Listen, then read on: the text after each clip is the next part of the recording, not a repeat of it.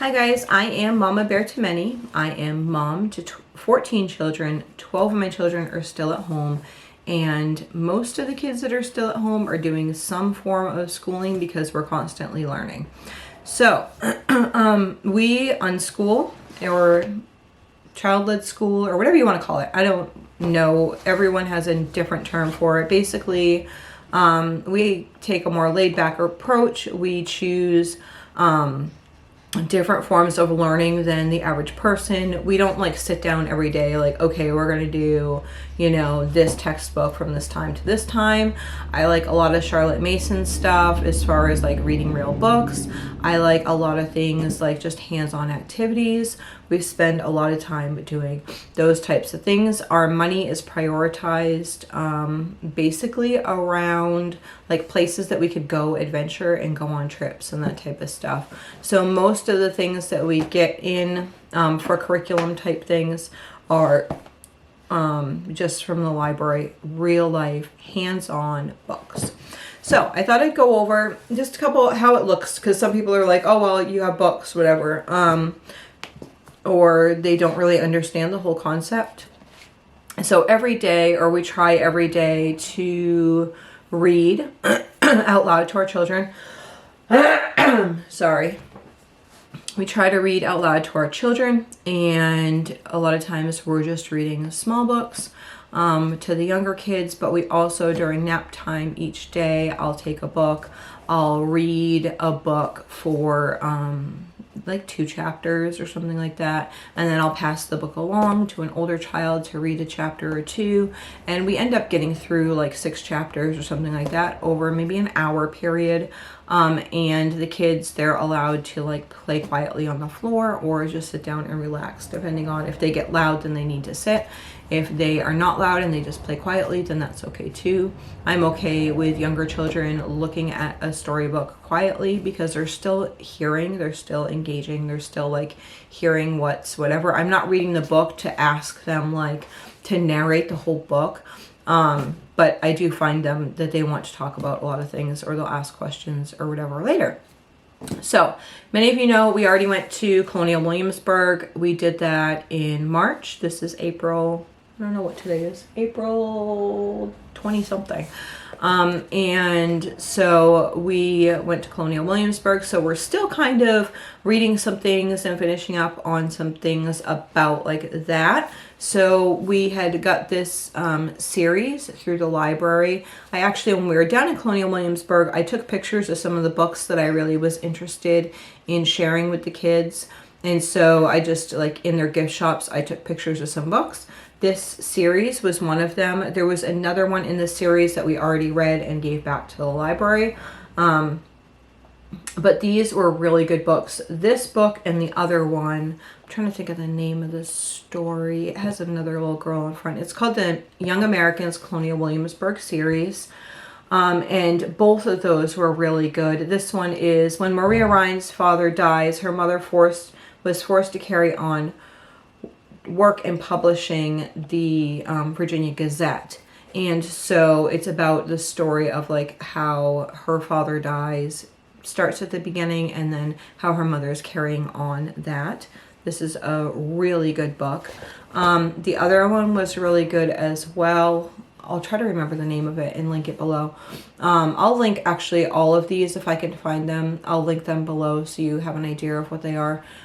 This book right here is Young Americans Colonial Williamsburg. A little caution on this one. This one talks about Blackbeard's ghost. It's not actually like a ghost, and it's not like a ghostly story. It's more of like a tale. So I'm okay with it, but I did want to mention that this does talk about Blackbeard's ghost. So 12-year-old William Pelham's father, we're almost done with this one, is a gaoler for the city of Williamsburg. Mr. Pelham took the job only a few months ago, and Will still feels uncomfortable with the prisoners in the cell beneath his family's living quarters. So they actually are living with the prisoners themselves, and kind of like his tale and such. So this we're almost done with. It was a good story. I preferred the other two over this one, but this one still was really good. When we went to Ellis Island, I got this book, and I got it because it was really cheap. This was like $3. The price was $5.99 on whatever, so I had got this there. And so my son was reading this out loud to us sometimes. Once they learn how to read, and I do like offer to learn how to read, I usually will give them like a book like, hey, can you read a chapter of this out loud during our quiet time? That's what we call it. It's nap time, quiet time, whatever, the period after lunch. Hey, would you mind reading a chapter out of this? And then they get to learn how to read out loud to other people. So he was working on this as an out loud book. My kids, this is actually our book. I had got this from Thrift Books a while ago. They have been loving this book this week. I actually really like this book. It's part of a series, and it just has such beautiful pictures in here. It's really engaging. Even this is actually my 2-year-old's favorite book. She's been reading this all week long. So An Egg is Quiet is the name of that one. And then this one again, so most of these are going to be books that I got from the library, but a couple of these, what we did was I had some books in storage and I pulled the books from storage down, and I've been reading through a couple of those. So what I'm doing mentally, my mental shift as far as things go, is I'm moving from Colonial Williamsburg, and I'm starting to do some ocean type things. We're going to be doing a trip, or field trips and stuff like around the ocean, around lighthouses, those types. So I will like get books like that just to engage them in those things, and they're free to choose whatever they want to be doing. But I try to do those things. But we also, I've also been doing some gardening books with them, and I've been doing some, there's actually 2 books that I want to read to them about kind of like depression era. And I'll show you those in a minute. So this is Island Boy. I asked about ocean books, and everyone recommended this book, and I was like, that sounds really familiar. Well, when I pulled it down from the attic, I have this book, Island Boy. I actually really like this story. This actually he has kind of a larger family, and it's just a really sweet tale about like generational living and that type of stuff. So Island Boy, that's a really good one. I bought this years ago. It's called Born Again Dirt Farmer, and I don't really see a lot of people mention this book, but this book is really good. So I have been reading this off and on out loud to the family. So when we went to Ellis Island, we also got 2 picture books, and this is one of them. Beautiful story. Both of these are beautiful stories, and the pictures are just like incredible in this. So this is When Jessie Came Across the Sea, and this is an Ellis Island Christmas. So this again has beautiful pictures in it. And it just talks about like their journey to America and then when they first came here. And honestly, when we went on the trip, I thought that we were going to be more, I was going to be more wowed by the Statue of Liberty. I thought Ellis Island, yeah, people came over and whatever, but really like just getting on Ellis Island and realizing like so many of our ancestors had come through Ellis Island, and everyone had their individual journey and their individual life that they were coming from and how they were coming and then how they were living after. I'm definitely still finding books with that because I didn't do a lot of pre-research for Ellis Island. Now I'm gonna like read some books afterwards because it's just so amazing. If you know of any stories that are like family personal stories around Ellis Island, that would be, you know, I don't want really thick books because that's really hard for my children to get through for a read aloud. But 100 pages, 200 pages, something like that is okay. If you know anything like that, that would be great. Or even like picture books are great too. I would love to read those out loud to my kids. Okay, so other things that we got, or kids got this week. One of my kids wanted to try to do some fancy cakes. One of my daughters wanted to read this. And my older daughter, so the 3 books that daughter wanted to read, my oldest daughter had already read. So she was totally, I was totally okay with it because I knew that they would be okay. Anne Frank. And this is the other one. She strongly recommended this. So it's Never Caught, the story Ona Judge. Born into slavery, Ona Judge grew up in the shadows, both at Washington's residence and in the first few decades of our new country. But the times were changing. Although George Washington held incredible conflicted views on the institution of slavery, more and more citizens and political figures were becoming vocal opponents of slavery in the United States.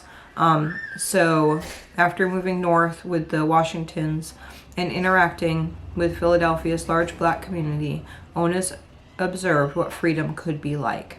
So, good book. My daughter said it was a good book. I trust her judgment there. The son who also, he was apparently on a cake and ice cream kick. So, cake and ice cream. So, I need to buy ice now because he wants to do whatever. I got this one, The Little Fisherman. It looked like a cute book. It is a Maine book, I believe. But it was cute. It was kind of odd, but it was okay. It was nothing bad about it. It has some interesting pictures. Different type of art style in that. So the person who got the ice cream book also got the 365 Things to Do. This happened to be on one of those like display shelves, and I find that my younger children, a lot of times they'll be like, oh, that's a cute book, and they want to get that one. So, yep. Pigeon Needs a Bath. I actually recommended this for new readers. So the words are just a couple words on each page. So new readers that are learning how to read, it's very encouraging because a lot of times they can read some of the book. Just a baby board book.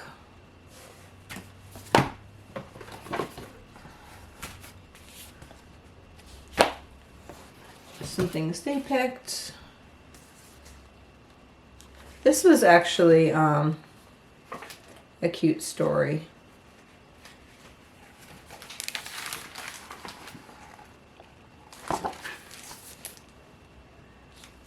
And let's see. My kids are always picking these books. And they'll basically, a lot of times while I'm reading whatever out loud, they'll just be looking through the pictures. And then later they might ask, like, can you read me about this picture? And that's what me or the older kids would do, is just read about those. These 3 right here were gotten, but nobody really even wanted to see too much about them. I think that they like them because they're tiny books. But they didn't really care either way. So, now, what I am going to be looking for tomorrow at the library is these books will go back. We will probably finish up this one today. So that will be end of our Colonial Williamsburg series. And then what I will be looking for is books about the ocean, books about lighthouses, that type of stuff. I also am trying to do some books about, so as you're planting like your gardens, sometimes it's like, well, why are we doing this? Because it looks so, like nowadays there's a grocery store. So why would you plant your food? Because the grocery store. So any books that might like have to do with like those types of things. But I also want to, them to understand that just because there's a grocery store now doesn't mean that the grocery stores are always going to look the same. I think that we learned from a couple years ago, 2020, that you can't always get what you want at the grocery store, and sometimes you don't know what you're getting at the grocery store. So just for them to know how to grow their own food and stuff, I think that it's a good time of year to talk about people who were less fortunate, maybe that go around farming type things like the Great Depression, things like the Irish Famine, all those types of stories that go into depth of how it was during those times. So these next two books I want to read aloud to the children. This one, actually, my son who had finished up the Ellis Island book, he will help, as well as my 14-year-old will help with this Dear America book.